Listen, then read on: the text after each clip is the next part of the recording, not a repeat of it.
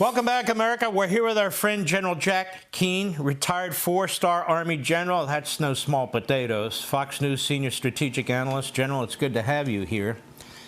I have no doubt that you're keeping an eye on public reports on, I guess, what's going on with Iran and our country in terms of negotiations. The best we have are little leaks here and there and so forth.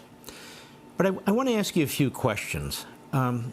Are we serious if we believe that Iran is undertaking these nuclear activities to increase its domestic energy when it is selling oil to the communist Chinese? Domestic energy. Do you need weapons-grade fissile material for domestic energy? Iran is going to civil nuclear energy as part of this deal for one reason and one reason only. So they can graduate that program to a nuclear weapons program.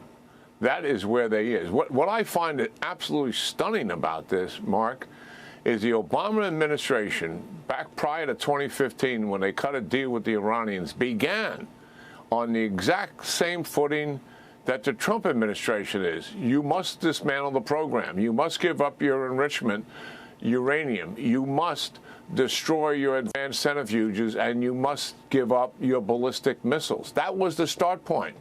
What they wound up with was something quite different. And it appears that we are on the same path. Quite amazing. And that path is, Iran, you can have civil nuclear power with lower yield enriched uranium, something less than 4%, which was in the Obama deal. This is what I'm told is being discussed. And that is supposedly not a nuclear weapons program. Mark, in 2025, this is a distinction that no longer has a difference between civilian nuclear power and Iran's nuclear weapons program. That's the reality of it. Why? Because Iran has advanced centrifuges and a manufacturing capability for them that in a matter of weeks can take this low-level enriched uranium for nuclear power purposes, and I mean in a few weeks, and have it at weapons grade, ready to build and deploy nuclear weapons. That is what we're facing. So to allow them to have, quote, civilian nuclear power, if that is really what's happening, that makes no sense given the reality of where Iran is today. And where is Iran today? They've basically lost most of their capacity on their ground-to-air missile systems. The Israelis took out most of it.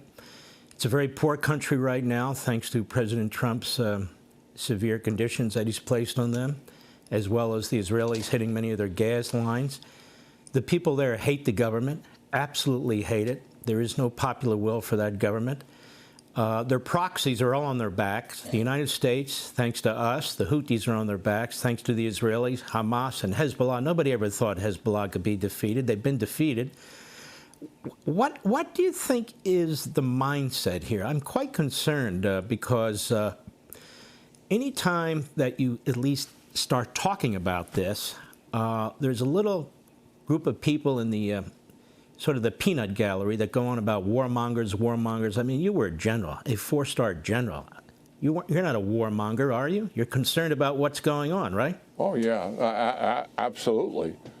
I mean, when President Bush had decided the first week in December, 2 weeks after we toppled the Taliban, to go into Iraq, I was the four-star in the meeting, not with him, but just among ourselves, and said, why? This doesn't make any sense. We're going after the al-Qaeda. No.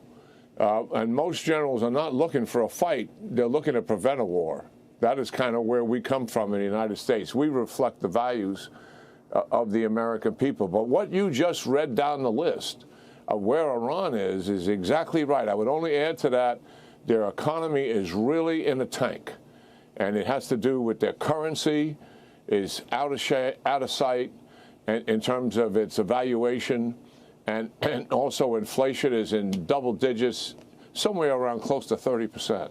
So the impact on the people, to include the middle class and even the elites who are all supportive of the regime because they drive around in Mercedes-Benz, they wear designer clothes, jewelry, etc. All of that the people are opposed to the direction Iran is taking. That is a reality. They are more vulnerable today than they have been in 44 years. So I think we have huge leverage here with them, one, with increased sanctions, and two, the threat of an air attack joined by the United States and Israel together. We should not give up that leverage. Hey, Sean Hannity here. Hey, click here to subscribe to Fox News YouTube page and catch our hottest interviews and most compelling analysis. You will not get it anywhere else.